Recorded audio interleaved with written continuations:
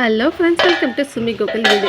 இன்றைக்கி காலையில் என்ன டிஃபன் செய்யலாம், இதை செய்யலாமா அதை செய்யலாமான்னு 1000 பிளான் பண்ணி கடைசியில் செஞ்சது பொங்கல் சாம்பார் தான்.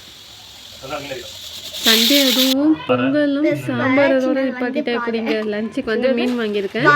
மீன் வந்து தேங்காய் பாறை மீனும் மத்தி மீனும் வாங்கியிருக்கோம். அப்படியே மார்க்கெட்லேருந்து வரும்போது பச்சை பட்டாணி ஃப்ரெஷ்ஷாக இருந்துச்சுன்னா அதையும் சேர்த்து கொஞ்சம் வாங்கிட்டு வந்தாச்சு.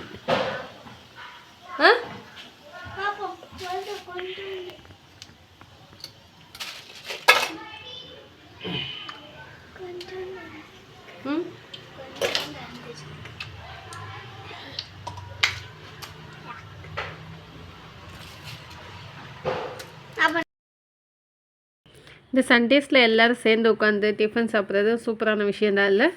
பொங்கல் சாம்பார் இன்றைக்கி டிஃபன் ரொம்ப சூப்பராக இருந்துச்சு. எல்லோரும் சேர்ந்து உட்காந்து சாப்பிட்டு முடிச்சாச்சு.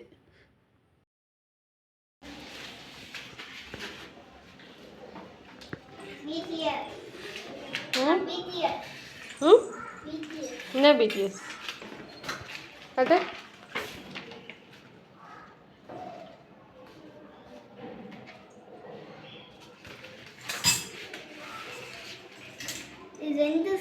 ரெண்டு வாட்டி குடிச்சிருக்காங்க. எவ்வளோ பிடிஎஸ்ஸா?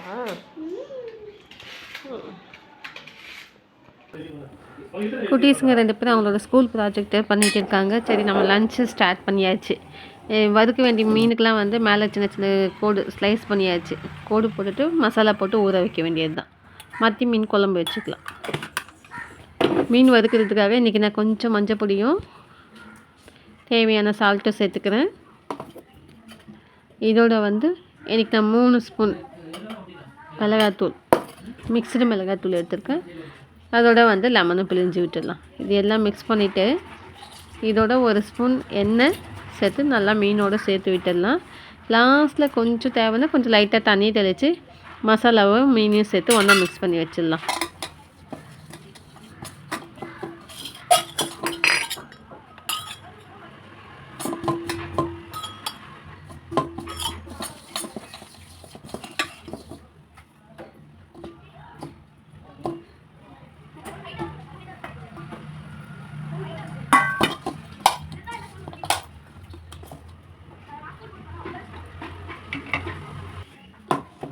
வதக்கிறதுக்கு தேவையான மீன் எல்லாம் ரெடி ஆகிடுச்சு. இது மசாலா போட்டு எல்லாம் மிக்ஸ் பண்ணி வச்சாச்சு. இது அப்படியே இருக்கட்டும்.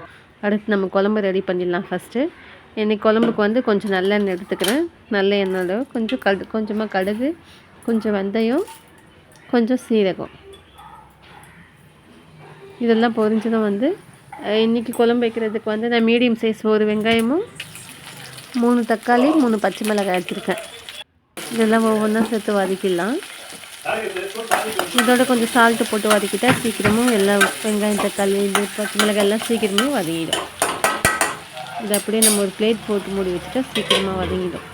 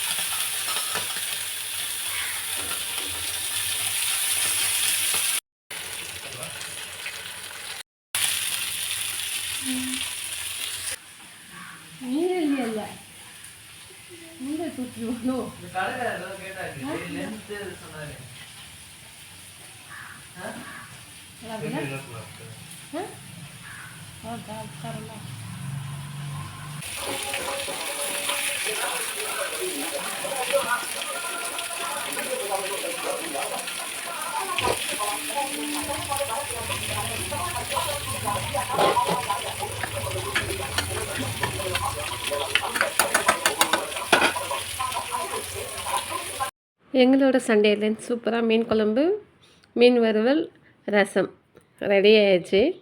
வாங்க சாப்பிட்லாம்.